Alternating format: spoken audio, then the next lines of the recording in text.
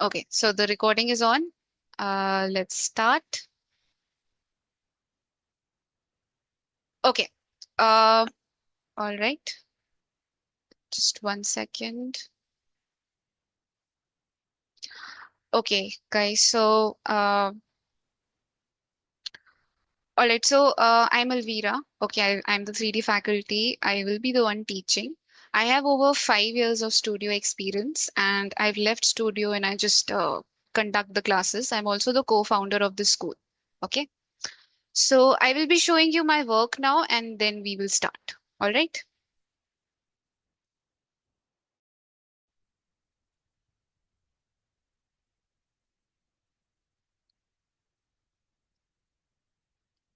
Okay. So let me show you my work. So you might have seen some of the videos in the ad as well. The the videos that I will be showing now. So this one is from the movie named Vichitram. Okay. It's a Malayalam movie. It's available on Amazon Prime. So this rabbit that you're seeing, I have modeled it, sculpted it, rigged, animated, and I also did the fur grooming. You can see this rabbit has fur all over its body. So I have done all of that. Okay. So this movie is available. You can check it out on Amazon Prime. So these are all the scenes from it. Now this squirrel, this is also like I have modeled it, sculpted it, rigged, animated. I have done the texturing as well. And here also, I mean, obviously squirrels have fur in their body, so I have done that as well. This is also from the same movie. Okay. By the way, I will speed this up because then it will be really long. Okay, so let me also share the audio. I don't think these videos have audio, but I will share it. And let me speed this up because this is 8 minutes long. So just keep it fast. So now this shot is also from the same movie. It's a butterfly, which I have again animated, rigged. Model was not done by me. Okay. Now this is from the movie Malyana Kunju. I'm not sure if I'm pronouncing it correctly. Uh, so yeah, I have created this boar. It's a wild pig which is known as a boar. So I have modeled it, sculpted it, and textured and rigged it, and did the fur as well. Okay, and this is from Shyam Singha Roy. So this beetle was again modeled, sculpted, textured, rigged, and animated by me. You can see the crowds here. Now, this is not a very clear video, but this movie is available on Netflix, so you can check it there. So all the crowd which is there, it's all 3D. The crowd in the background. Only the front few people are, I mean, real humans. Rest of the background is completely CGI. Okay, so I was responsible for that. Uh, there are more shots like this in that movie, so you can check it out on Netflix. Now, this whole animation was done in collaboration with VFX guy Aman. So again, I have made the model, sculpted, textured, rigged, animated it. The cloth simulation which you see in this is done by our FX faculty. Okay, and the 3D environment it is done by Aman. So he's a YouTuber. You can check out his YouTube channel. He has also posted this video on his Instagram. This is my personal work. Let me slow this down. This is way too fast.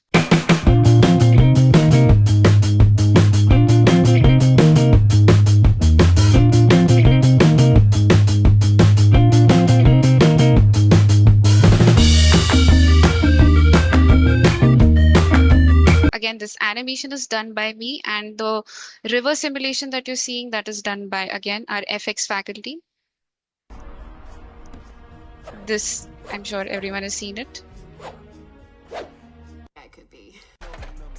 Again, a simple animation. I didn't mean to. This also, I guess I you just guys didn't must have seen realize it in the how ad. big I Most could of you be. have watched the ad. So yeah, again, animation done by me. The rig is available for free.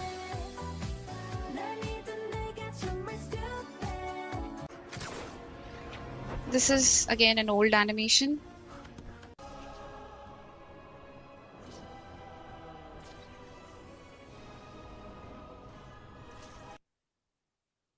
This is also an old animation.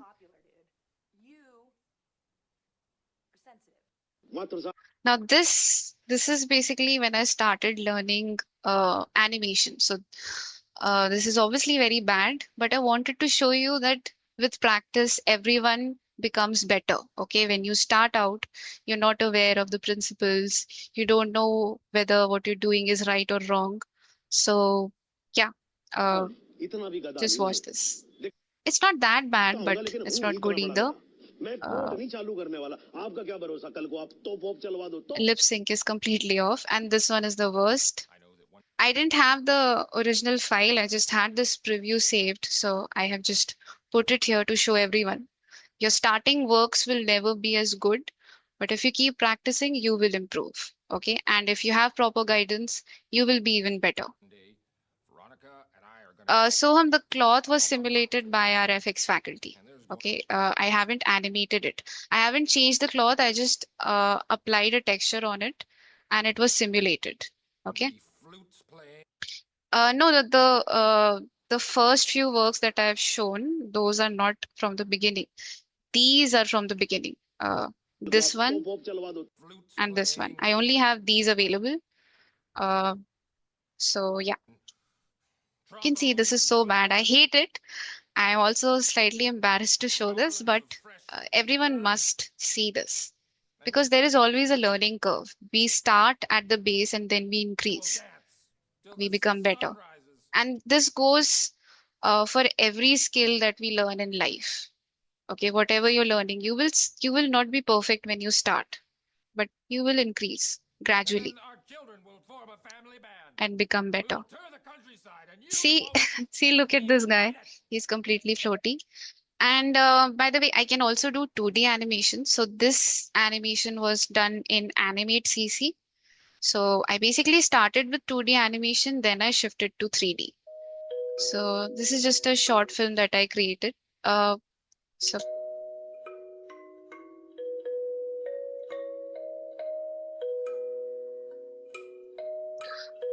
okay, so yeah, this guy will turn into Venom. Yes, see, now he looks like Venom. It's just a simple animation. Obviously, I had no idea of proper principles or anything. I just did it like that. Exactly, Avish. You understood the point.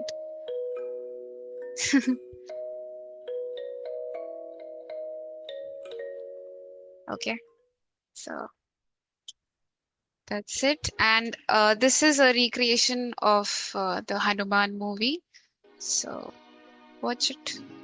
बोलू तुम्हारी माँ भी तो तुम्हारे लिए कितनी परेशान हो रही होगी वैसे तो वो हमेशा परेशान ही रहती है So this is all hand drawn. दिनों से बस Okay. घूमे जा रहे हैं तेरी की सच सीटी इन बच्चों को देखकर मुझे भी अम्मा So की frame बहुत by याद आ frame, रही I है have यस drawn एग्जैक्टली चलो चलो everything. अम्मा के पास चलते हैं ओहो घर जाना है अबे इतनी भी क्या जल्दी है जल्दी कहाँ भाई हम लोग तो बहुत दिनों से बाहर ही घूम रहे हैं देखो अभी तो सूरज The backgrounds, the environment and everything was done by a friend of mine.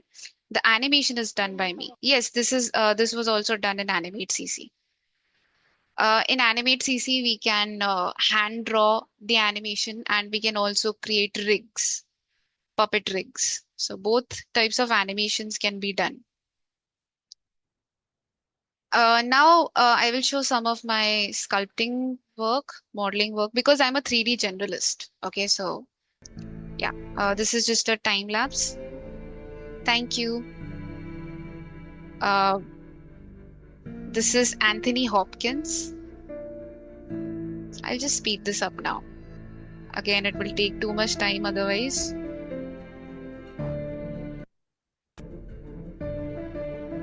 Yes, this is done in ZBrush.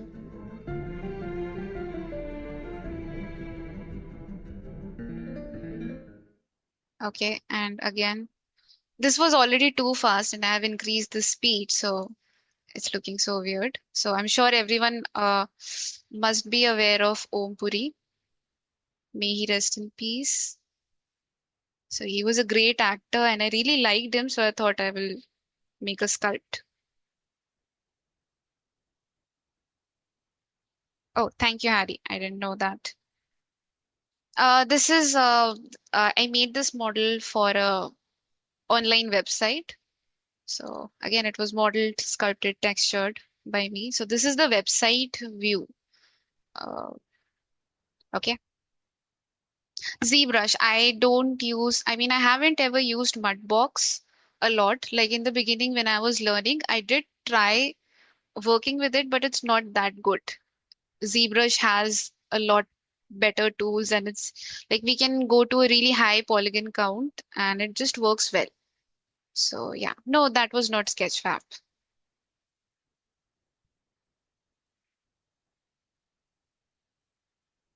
Okay, so this was again an incomplete work. I have lots of sculpts like this which I do for sketching, and like these are kind of incomplete,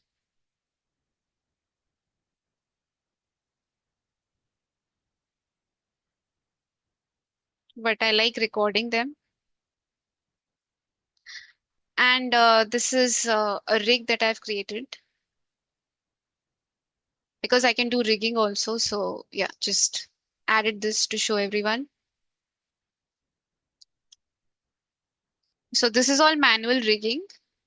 There is something known as advanced skeleton. So obviously that was not used in this case. It's a manual rig. Okay. Yeah, it's Maya. Well, I cannot do FX. I cannot do compositing. So obviously there are things that I cannot do. I do things that a 3D generalist can. That's it. This is a quadruped rig.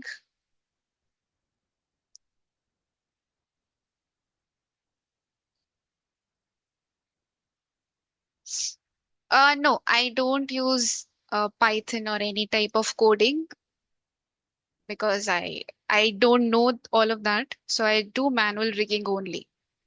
But yeah, we're in the process of updating our rigging course. So we will be involving ChatGPT to automate certain things because in rigging, so many things are very repetitive. So we'll be using ChatGPT to create scripts which we can use without knowing coding, scripting, and all. You don't need all of that knowledge. So yeah, we're in the process of updating that course. Okay. See, both fields are good only. Anyway, I don't want to spend too much time talking about all of that. Please make sure to ask me this question after the class. Okay. Because this is kind of an off-topic question. Okay. No, this was not advanced. Wait. Are you saying advanced skeleton or advanced version? Uh, no, that's not. See, IK and FK is a bare minimum requirement for a character rig. Okay. So if your character rig doesn't have IK, FK controls, then it's good for nothing because you cannot animate with just IK or with just FK. You need both of them in order to animate a character. So it's not an advanced version of rigging. It's a requirement for rigging basically. If you apply to any company, they will give you a test where you'll have to create everything. You will have to create IKFK controllers. Okay. All right. I don't have my fresher show reel. Whatever works I did, I have all of them here. So yeah, lots of my initial work is kind of lost. So whatever was saved, I have shown it here.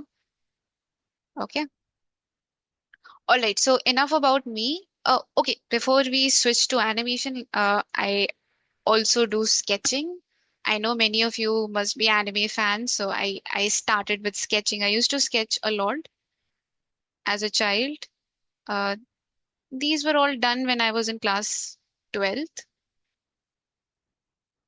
Okay. Uh, all right. Thank you, everyone. Uh, okay. Let's start with animation. So, before you understand animation, you need to understand how a video works. A video is basically a collection of images, okay, which are basically played very quickly. So it looks like a motion is happening. So when you understand that, you will understand animation much more better. Okay. For a movement to happen, you need to have lots of poses in between. Same as for a video, we need multiple images to be played very quickly in order for it to give an illusion of movement. Okay. So, animation basically the main thing which is recorded in the history is around 1800s. So it kind of started with a thaumatrope where they created basically a disc and put one image on one side and another on the other side, and it was connected with two threads and flipped very quickly. So you can see it looks like the bird is in the cage. So you can see it is giving an illusion of movement. Okay. Then this is another tool which you can see it is again giving an illusion of movement. It's a disc again with multiple drawings which is spun through very quickly. The name of this tool is very weird. I cannot pronounce it properly.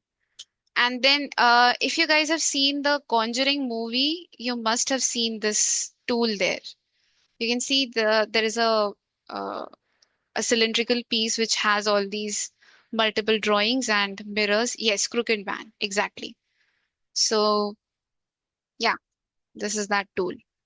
You can see it looks like the dog is running, even though it's not actually running. It's just a collection of images, but that's what animation is. That's what a video is. Okay.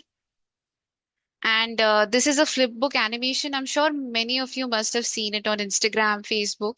It's very popular. So basically, you can take any book, you can put lots of drawings where you can show an action is happening, and if you flip through it very quickly, it will look like it is animated. So it's really cool. Okay. And this is stop motion. So again, stop motion is also very popular. So these are clay uh, objects or statues. So the people making the stop motion animations have to make different poses and click images of those poses, and then they connect it together to create a video. Okay. So you can see here it says 8 FPS, here it says 24 FPS. So 8 FPS basically it means that in 1 second he has clicked around 8 images, and let's say he created a video for a minute. So for each second he clicked 8 images and he compiled them together. So you can see this one looks a little bit jerky, the 8 frames per second one.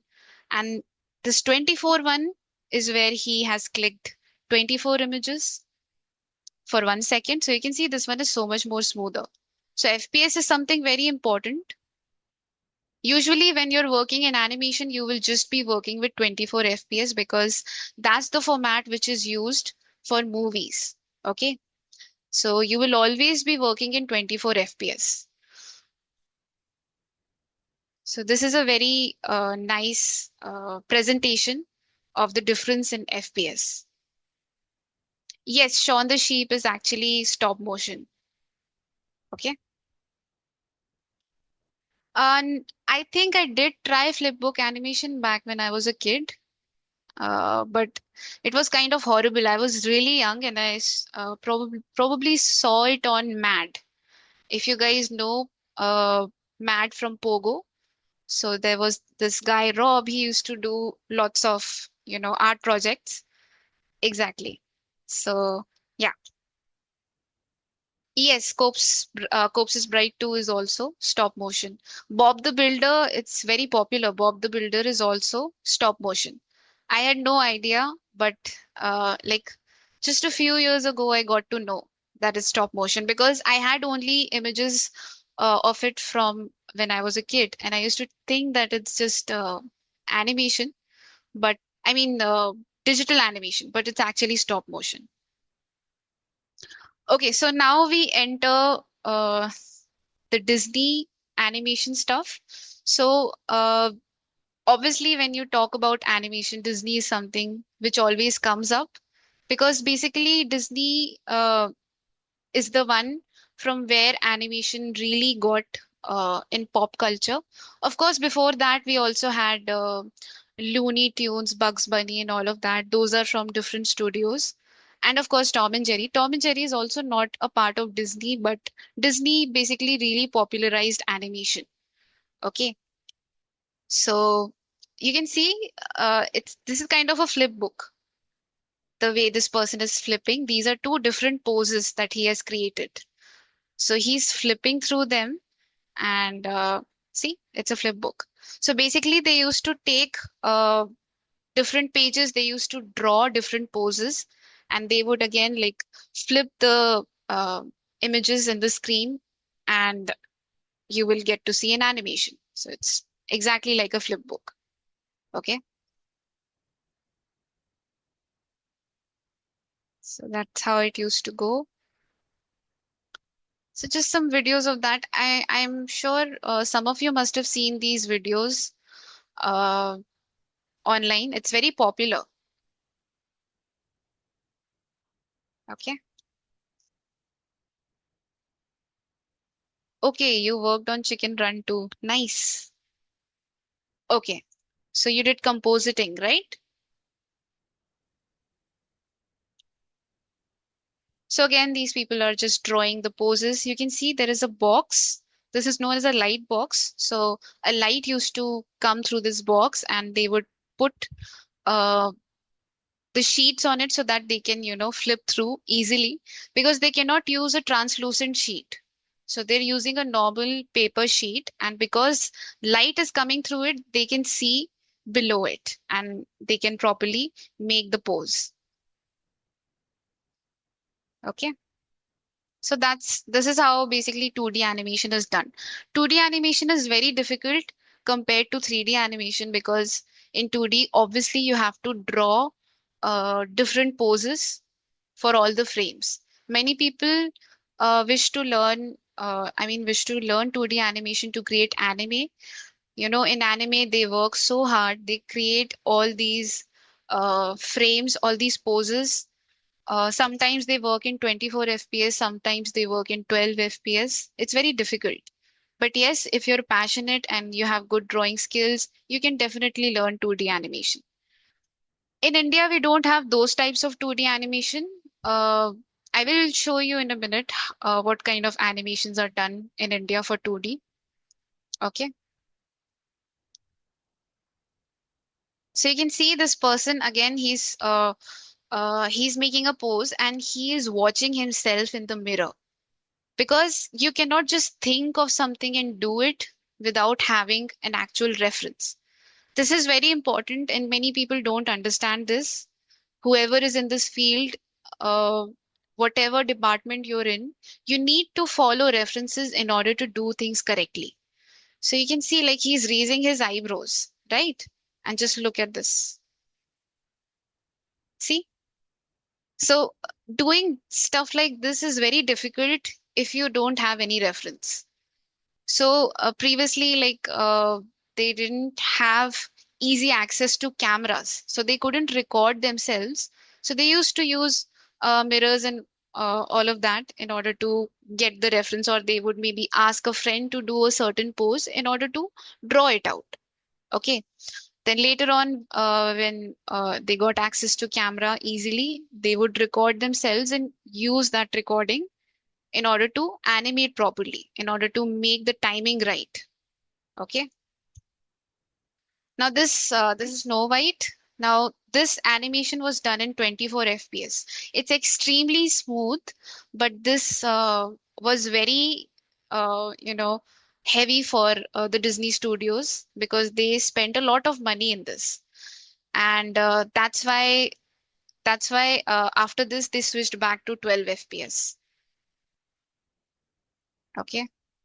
So again, whenever I'm saying 12 FPS or 24 FPS, it means 24 frames per second. That means 24 poses per second. And if it's 12, then 12 poses per second. Okay. Yes, animators need to know acting. Okay. If you don't know acting, it can be a little bit difficult. It's not impossible to learn or anything like that, but knowing acting is helpful.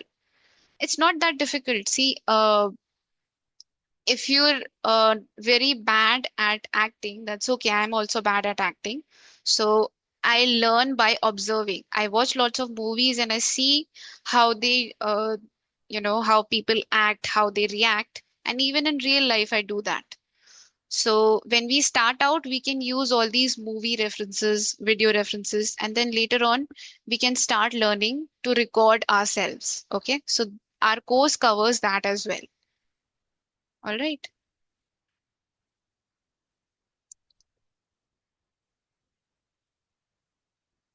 Yes, animators are basically actors with a pencil. That's how, like, when 2D animation started, that's how they used to address animators. Okay. I just mentioned about anime, Japanese anime is the same thing. Like they draw everything. Like you can just go ahead and watch a video on YouTube. You will see they literally draw all the poses. Okay.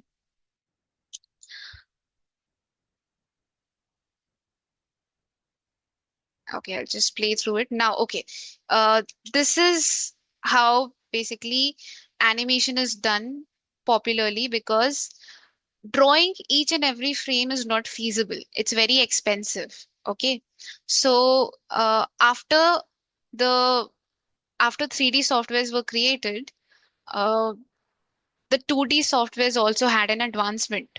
So you can see this is a drawing, but all the joints are loose. See, the person is actually moving it. So just like this is also uh, created in that way. So a drawing is created and it is cut into pieces and then you can animate them. That's how in India most animations are done. There are no hand-drawn animations uh, as far as I know. All of them are done like this. The puppet animation. This is known as a puppet animation. Okay. See, this is also, it looks 3D, but see, this also looks 3D, but it's just a 2D drawing, 2D illustration, which is then connected to something known as joints. Okay. And that's how it is being animated. So this really makes things easy. Yes, even Chota Beam. Okay. Those are all done through puppet animation because it's faster. Okay. Yes, in After Effects. But in industry, they use Tone Boom. Okay. Tone Boom, Harmony Tone Boom, or Animate CC. They don't use After Effects. Maybe small companies might, but the big ones don't because that's the industry standard software for 2D animation. This again, you can see it's a 2D illustration. See, he's moving the controls. The person who is using it, they're moving the controls, the joints, and the image is moving, and that's how this animation is done. And this is basically 3D animation. So we have the controllers which we use. You can see these are the controllers. We use the controllers in order to create the animations. Okay, so you can see under the hood there are joints which are then bound to the skin, which is the object or the character, and then those joints are connected to the controllers. Okay, the animators use controllers. So yeah, that's it. So this is basically how animation came about. This is a short history of it. All right. Uh, Let's get into Maya finally. Okay, so I'm sure everyone must have practiced in Maya. If you're a beginner also, you must have practiced because I have provided some basic recordings. If you haven't, then everything will go over your head. So please uh, make sure that you have practiced. Okay. Vamshi, traditional animation is 2D animation. That's what we talked about. Maybe you missed. Did you join just now? Don't worry if you joined late, you can watch the recording. Okay. All right. So I have taken a sphere. We'll talk about some basic things which are important. Okay. So this is 2022 version.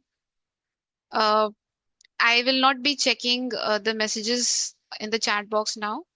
Let me just explain things and then we can talk later on. Okay. All right. So I have taken a sphere and you can see we have the manipulator visible. This is also known as the pivot. Okay. So you can select any arrow and you can move it side by side, whatever you want. You can rotate it. You can see there are always three colors which are visible, the green, blue, and the red. Because in 3D, we have three axes, X, Y, and Z. Okay. In 2D, we only have X and Y, but in 3D, we have the Z axis as well. Okay. So it's important because just have a look at what happens to the channel box. Whenever you move any object, you will see the value changes. Okay. You can see I moved it in Y axis, that changed. I will move it in X axis, that changed, and so on and so forth for all the axes. Same thing goes for rotation. Okay. Whichever axis you're moving it in, it will change. This is very important because that's how you will be animating. That's how you will be saving the keys. Okay. Now, it's important for me to explain all of this because most of you haven't done animation ever. You have just done like 3D modeling, stuff like that. Or maybe you come from the compositing background, or maybe you're a complete beginner. Few of you have done some animation, so you might be aware of these things. So please bear with me while I explain these things. It's really important. We'll get to the principles and everything. This is not just a 1 day class. It will be running for 12 days. So don't worry. Everything will be covered. All right. So, yeah. So you can see whenever I move the object, the values here change because whenever you move the object, it's obviously moving in that axis. It is moving in points. So that point has a value. All right. It's kind of related to maths. If you guys remember back in school, we used to plot graphs. Okay. 2D graphs, which used to have X and Y axes. We would be given a data, the distance and time. Usually we used to do it for the distance and time graph. I'm not sure if everyone has done it, but basically a data will be given to us. We will plot the points and we will connect it with a curve. So basically, the point is even 2D graph has points, and just like that in 3D also, we have points. That's why we have these axes. Like if I select the center and I move it together, you can see we get a multiple value change. All the axes change, right? All right. So this is our time slider over here. Oh, this is very, very important. I'm sure many of you must have never used this because obviously you might be coming from 3D modeling background. Okay. So you can consider this time slider as number of frames because that's what it is. And if you want to break it down further, you can consider this as pages in a 2D animation. Okay. So whenever you scrub through it, the number of frame change or the number of page changes. All right.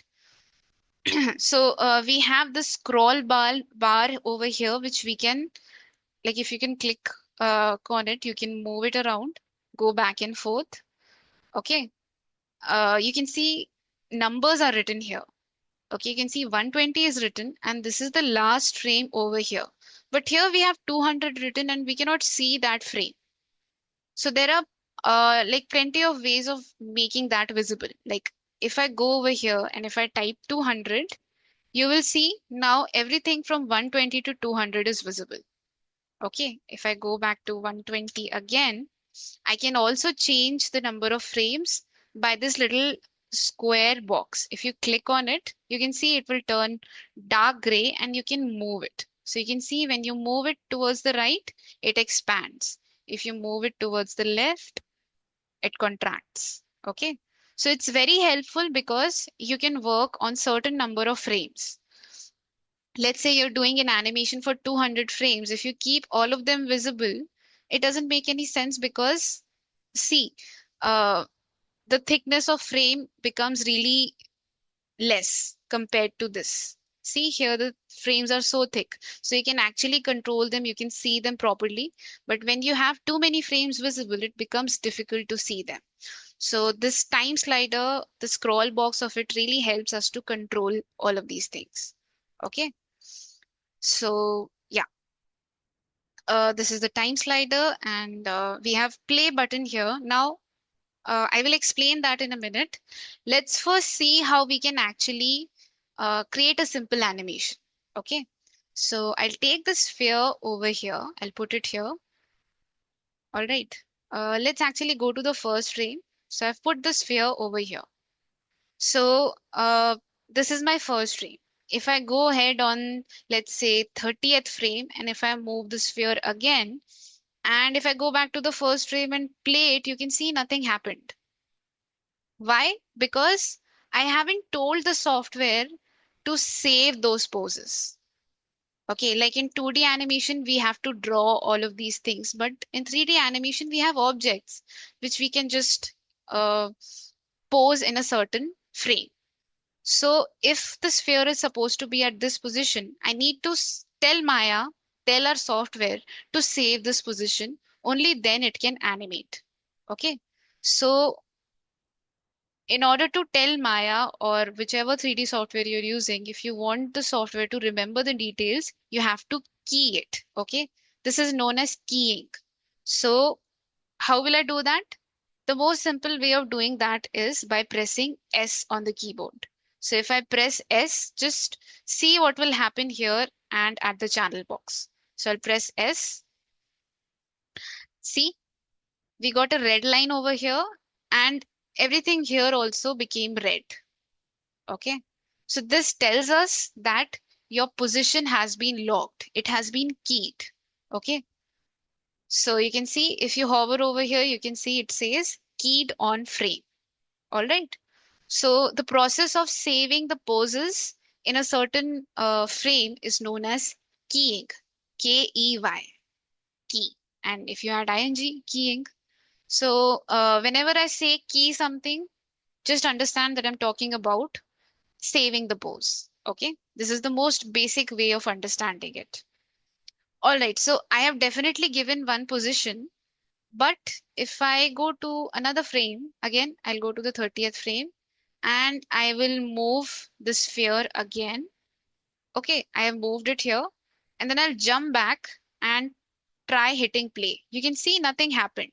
Why? Because I only gave one position to Maya. So it has only logged one position. For animation to happen, we need to give point A and point B positions. Only then it can animate for you. Okay. So like we have one position here. I'll go to 30th again. I'll change the position and I will press S. Okay. If you don't do that, then the frames won't be locked. So now you can see we have two frames with the red key on it. And if I go to the first frame and hit play, you can see the object is moving. Okay.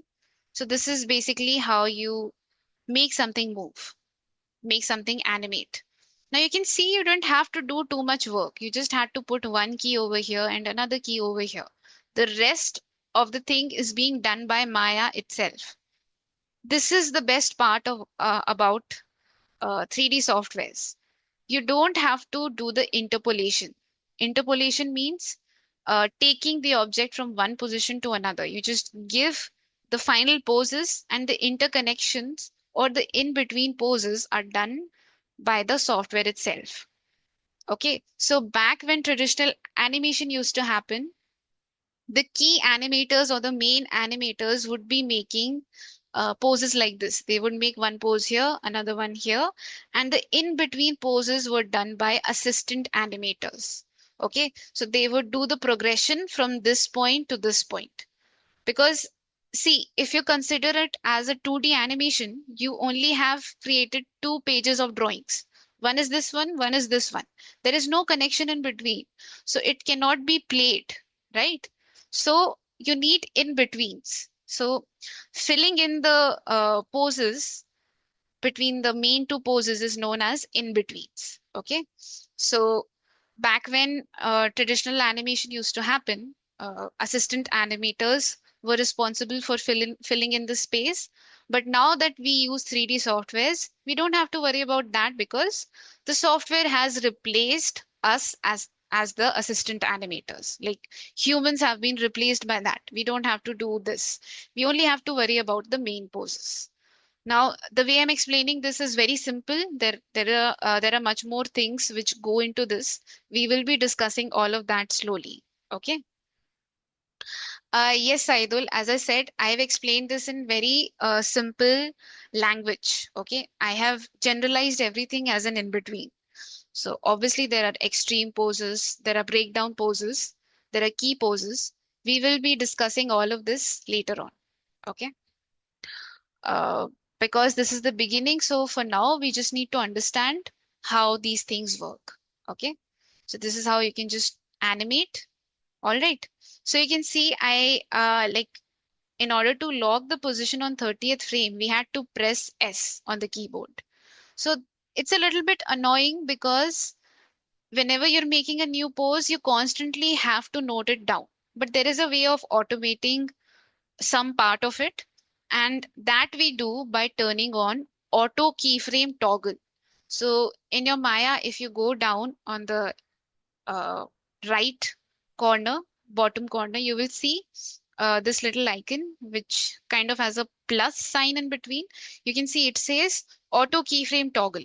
So just click on that. Make sure that it is red. If it's red, that means it is on. Okay. So it pretty much explains what it does by its name. It basically creates keyframes automatically. Okay. So if I go ahead a few frames and if I move them, like move the object, you can see I have this red color in translation and I also have a red color in the frame. So basically it has been keyed for me, right? So if I go here in the first frame and if I animate, like if I play it, you can see the object is moving. The catch here is that whatever manipulator you're working with, like if you're only translating, only translation will be saved. Rotation will not be saved. Okay. Yes, Basu, don't worry. 12 principles obviously will be covered. If you watch the syllabus video which I've provided, the full course is literally on that. If I explain everything on first class without showing things, everyone will be confused, right? Please don't worry. It's a 12 days class. Everything will be covered. Please don't worry. All right. So you can see uh, we got a key, but it is a partial key. It's like everything is not keyed over here, which is fine. Let's say after 30 to 52, you just wanted to translate. All right. Now, let's say for some reason at frame number 70, you want to translate it and you also want to rotate it. Okay. So I'll just add a rotation. So you can see when I added rotation, I got keys in that. And let's say I also want to add scale. So I want to scale it down. So I will scale it down. So now you can see we got a key in the scale as well. All right. So everything has been properly keyed. But there is a catch. Remember that at frame number 52, we had just translated the object and we only got keys in translation, right? Now, this will create a problem for us because, like, I had only decided that I wanted to rotate and translate it after 52. Now, if I hit play, you will see after 30, it has started to rotate. See, it is rotating here. I didn't want it to rotate till 52. I didn't want it to scale till 52. But you can see everything is happening. See, the values of rotation has changed. The values of scale has changed.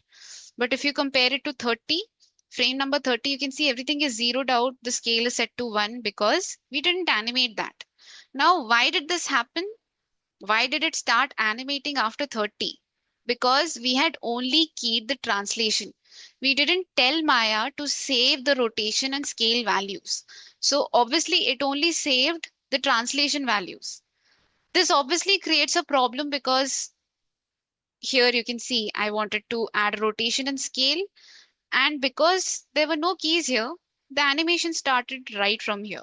So what do we do about this? First, I'll delete the frame on 70. I'll come back at 52 and I will press S. So you can see everything is locked, right? Everything is properly locked. I have told Maya to save this pose. Now if I go to 70 and if I move it, scale it down, rotate it, you will see from 30 to 52, it's no longer rotating or scaling. See, the values here at 52 are zeroed out. The scale is 1 because obviously I logged this. The animation for rotation and scale is happening after 52, just like I intended. Okay. This is very important because when you're starting out in animation, this can be very confusing. So make sure that you practice this after class if you're completely new. Obviously, if you've done animation before, you must already be aware of this. But if you're completely new, please practice this so that you understand how keying works, how auto key works. Because when we animate, we will constantly keep this on. All right. Because this helps us and reduces literally more than half of the work that we have to do. All right. Uh, so, is this completely clear to everyone? Thank you, Ehsan. Okay, all right, cool.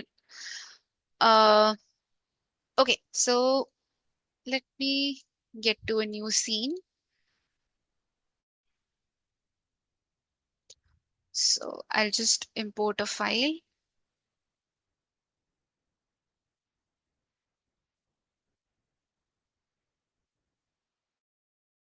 So this is a simple scene which has these identical spheres. Okay, there's no animation or anything. I've just created this scene to show certain things. Okay, so before we get to that, uh, we'll discuss a few things. All right. So I have created a few graphs over here. This is a distance time graph. Don't get intimidated by this. I have just created this to help everyone understand how curves work. Okay. There is something known as curves. Basically, when you take an object, okay, you key it and you move it, and there is something known as a graph editor. You will go to Windows, you'll go to Animation Editor, and then you'll go to Graph Editor. You can see I had translated it in the x-axis. So look at the curve, how it changed. I didn't touch any other axis, so you can see it is straight. But we got two points here. In translate x also, we got two little points. So these are basically the keys. Okay. Just like how we used to create graphs in school, we would get a data and we will plot the points and we will connect it to make a curve. Okay. I hope you people remember this. Even if you didn't take science after 10th, this was still covered till 10th. So yeah, we would get an X and Y curve and we'll get a data and we will jot down the particular details, as points and we will connect it to create a curve. So just like that, you can see 2 points were created, okay, which we call as keys at the first frame and as 25th frame. And then a curve has been created. Okay, so it is an S-shaped curve. We'll talk about that. Okay, so don't worry. This graph editor also seems very intimidating. The problem is that in offline institutes in India, even colleges, they don't teach how to work with the graph editor. So students only create animation by working with the time slider, and they're always scared of the graph editor. Even though graph editor is very simple to work with, it only takes some understanding. Okay, so if you have a mentor who knows this, they will obviously explain it to you. It's very important to learn how to use the graph editor. So we will be starting directly with that. All right. So uh, today I won't be explaining this. Today we'll be talking about this. Okay. So you can see this is a distance and time graph. All right. We have time over here and distance over here. Just like in Maya, if I open the graph editor, this horizontal axis is for time. You can see I have a key on the first frame. So you can see right over here, we have the key there. Okay. And just like that, I have a key on 25th frame. So there is a key there. So this horizontal axis is for time. And this vertical axis is for the distance. So at the first frame, you can see the translate x value is minus 11.76. So you can see if you zoom in there, you will see it's exactly that. Okay. So you'll have to zoom in a lot, but as you keep on zooming in, you will see more numbers. All right. Just like that here, the value got to positive 11.728, and you can see exactly between 11 and 12, we have a key. Okay. So basically, understanding these curves is very important. So everyone must be aware of deceleration, acceleration, constant speed. These are the terms we have learned in physics. Okay. And if you remove physics from the equation, like these are things we see all the time in real life, right? When a car starts, like it is standing still, right? When you turn it on, you slowly speed it up, right? It will not, as soon as you started, it will not go to 100 speed instantly, right? It will take time. It will take a progression. So whenever something starts from rest, it starts slowly and then the speed increases. All right. And just like that, if something is supposed to stop, let's consider a car which is already running and you hit the brakes. So it will slowly stop, right? When you hit the brakes in a car, it will never instantly stop. It will be very quick. Let's say you have really good brakes and it will try to stop very quickly, but it will not just stop instantly. It will always gradually slow down. So if we talk about those things in terms of the curves, so if it's deceleration, which means the car is already at a certain speed and it is stopping, then what will happen?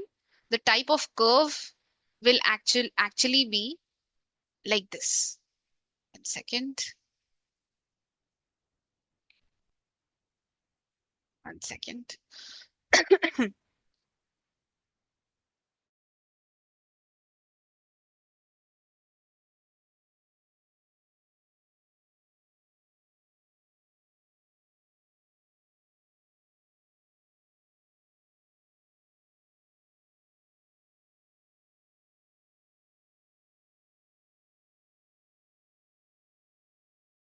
Hmm. Sorry, I was drinking water. All right. So if it's a deceleration curve, it will be like this. Okay. And if it's an acceleration where something starts from completely still, it will be like this. Oh, sorry, I accidentally deleted this.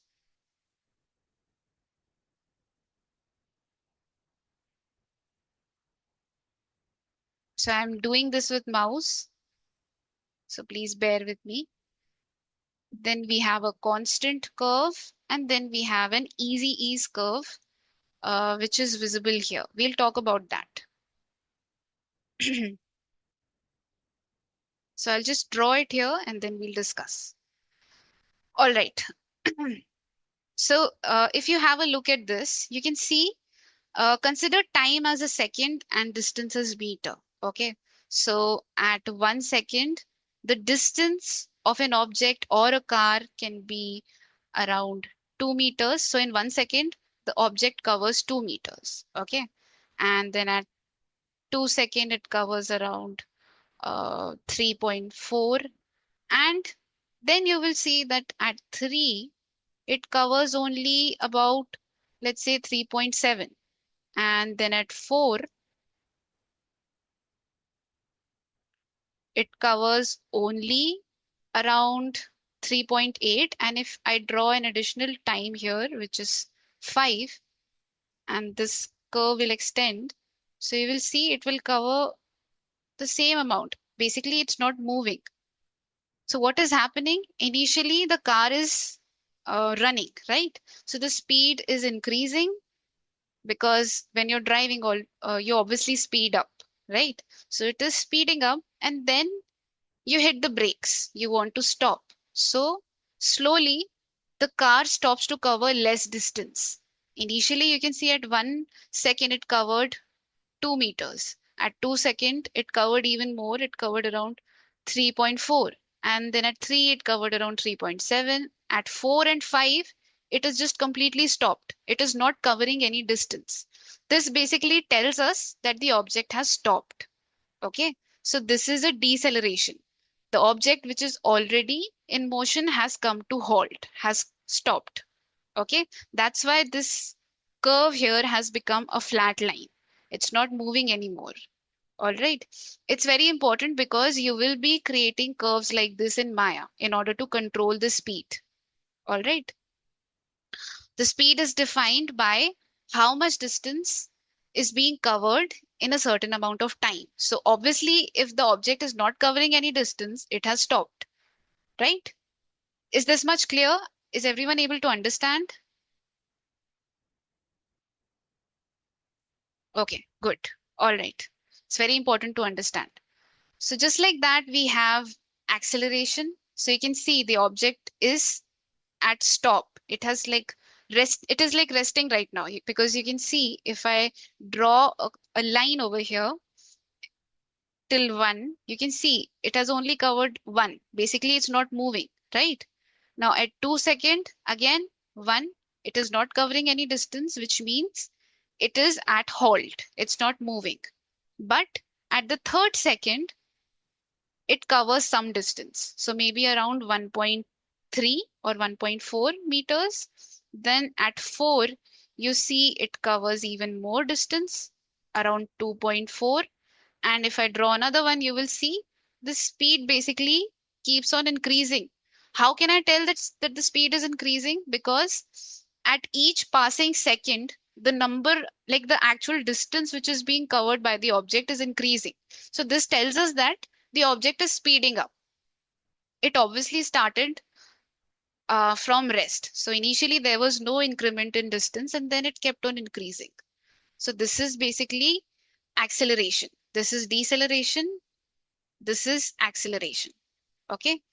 Now this is the constant speed. Let's say uh, you are a law abiding citizen. So if the speed on a highway is supposed to be 40 kilometer per second or whatever kilometer per hour, I don't know, uh, whatever it is, like the speed is 40, all right, and you are actually driving the car at that exact speed. So the distance you're covering is like it will remain constant, it will not change.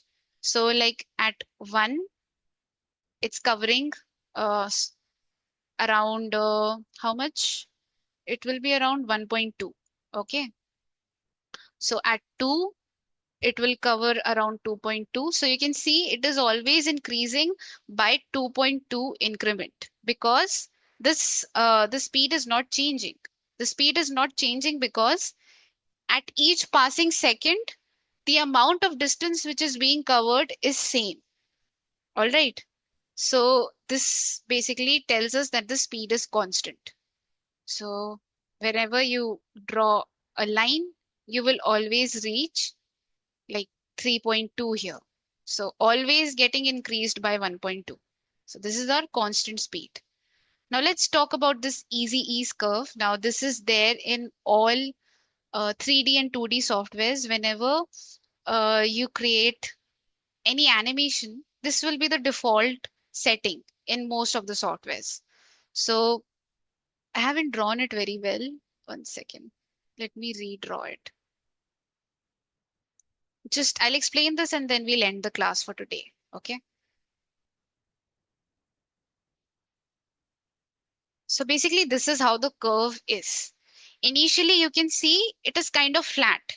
So the speed is not changing much and slowly it increases. Then in between, it get constant. You can see like this type of the curve has been created here. So there is a like the slanting line which tells us that the speed is constant in between. And then again, it slows down and then comes to a halt. Okay. So this is known as an easy ease curve. There are different names for this. Easy ease basically comes from After Effects. Okay, which is obviously 2D software. So these are the different types of curves that we must absolutely know in order to animate properly. Okay, don't worry about memorizing this. You just need to understand what I'm explaining, and obviously we will see the practical use of it in Maya. So basically, I will just show you what we'll be doing in the next class. I will be keying all of the objects. You can see I have selected all of them. I have keyed every one of them. Then I'll go to some frame and I will move them together. Okay. And if I hit play right now, you will see they will move together because the start time and the end time is obviously same. But we will be changing how the object will be approaching the destination. Okay. You can consider frame number 1 as point A and frame number 25 as point B. So we will be playing with the curves. Okay, the curves that we created right now, we will be applying them. All right. So you will understand practically how you can manipulate the curves. It's very simple. It seems a little bit intimidating, but it's not. Okay, so when you break it down and learn it like this, it will be very easy to understand. Okay, so so the class went about 1 hour today. Don't worry, from tomorrow we will keep it short, only 40 to 45 minutes, not longer than that. It was the first class today, so of course there was introductions and all of that. So from tomorrow it will not be more than 45 minutes. Okay. Uh, so yeah, we'll keep it till here today. I will stop the recording.